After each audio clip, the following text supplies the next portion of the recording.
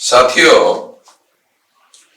भारत सरकार के द्वारा, भाजपा और आरएसएस की सरकार के द्वारा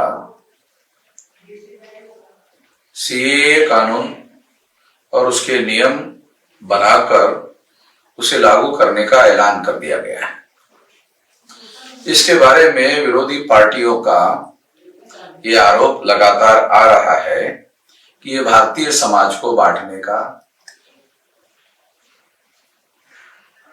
काम है और ये आरोप भी आ रहा है कि ये धार्मिक भेदभाव के तहत मुसलमानों के साथ भेदभाव करने का मामला भी उठाया जा रहा है। मुस्लिम समाज के लोग भी ऐसा ही मान रहे हैं कि बांग्लादेश, पाकिस्तान और अफगानिस्तान से नॉन मुस्लिम जो रिलीजन को मानने वाले लोग हैं भारत में, मुस्लिम छोड़कर जो तमाम धर्म के लोग हैं, जितने भी धर्म के लोग हैं, चाहे जैन हो, बुद्धिस्ट हो, सिख हो, ईसाई हो और भी कोई हो सकते हैं, वो सारे के सारे जो धर्म है वो लोग अगर इन देशों से प्रताड़ित होकर भारत में आकर शरण मांगते हैं तो उनको भारत में नागरिकता दी जाएगी। ये मुसलमान छोड़कर आने वाले सभी लोगों को नागरिकता दी जाएगी, ऐसा ये इसलिए इस बात को स्वीकार किया गया आरएसएस भाजपा के लोगों ने कि मुस्लिम एक संघ समाज है, यानी मुसलमान है। मुसलमानों में कोई अगड़ा नहीं है, कोई पिछड़ा नहीं है, या डायरेक्ट इनडायरेक्ट जाति का नोशन नहीं है, ऐसा आरएसएस भाजपा के लोगों ने स्वीकार करना और उसको आधार बनाना, मुझे लगता है आरएसएस भाजपा के लोगों को क्या बांग्लादेश, पाकिस्तान और अफगानिस्तान ये भारतीय उपखंड के ही देश थे और इसमें वर्ण की, जाति की, अस्पृश्यता की मौलिक भावनाएं पहले से थी और इसको छोड़ करके ये इस्लाम धर्म में लोग गए थे, तो ये तो भेदभाव मौलिक रूप से वहां भी कुछ हद तक अभी भी बरकरार है, बना हुआ है और ऐसे डाटा भी सार्वजनिक रूप से लोगों के द्वारा किए जाते हैं। इसके बावजूद भी आरएसएस भाजपा के लोगों के द्वारा उसे एक संघ समाज मानकर उन मुसलमानों को भारत में नागरिकता नहीं दी जाएगी, ऐसा मानना ये बहुत गलत बात है।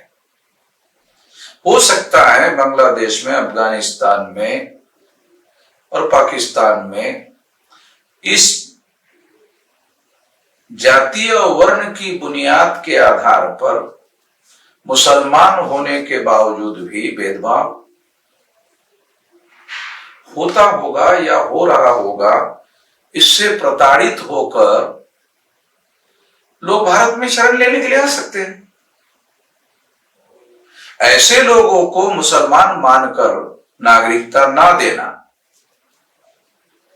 ये तो सही बात नहीं है, ऐसे कहा जा सकता है, तो उचित बात नहीं है, ये कहा जा सकता है। और विरोधी पार्टी के लोगों का इसे केवल धार्मिक भेदभाव मान लेना, उसे केवल हिंदू मुसलमान के चश्मे से देखना, ये तो बात सही नहीं है।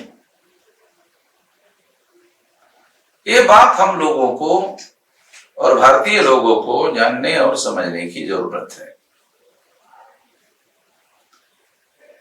दूसरी हम ये बात कहना चाहते हैं जो महत्वपूर्ण है, ऐसा मैं मानता हूं कि ये जो भेदभाव है, अगर वास्तव में इस तरह का भेदभाव होता है तो उन लोगों को भी नागरिकता दी जानी चाहिए। अगर नहीं दी जा रही है तो ये भारत में केवल मुसलमानों के साथ भेदभाव करने का मामला है।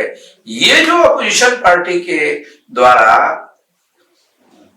प्रोपेगेंडा किया जा रहा है, ये भारतीय मुसलमानों के वोट हासिल करने का केवल मात्र हथकंडा है।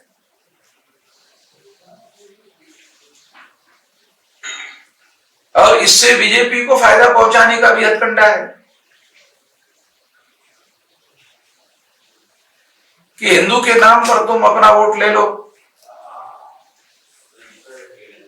जो SC ST OBC के लोग हैं, जो हजारों सालों से जाति और वर्ण के आधार पर भेदभाव से पीड़ित है, उनको हिंदू बनाकर तुम अपना वोट ले लो।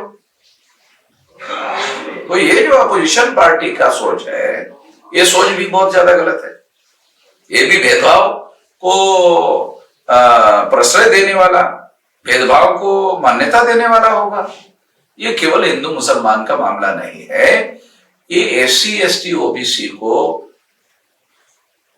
हिंदू बनाने का और इनडायरेक्टली ब्राह्मण धर्म उनके ऊपर थोपने का मामला है।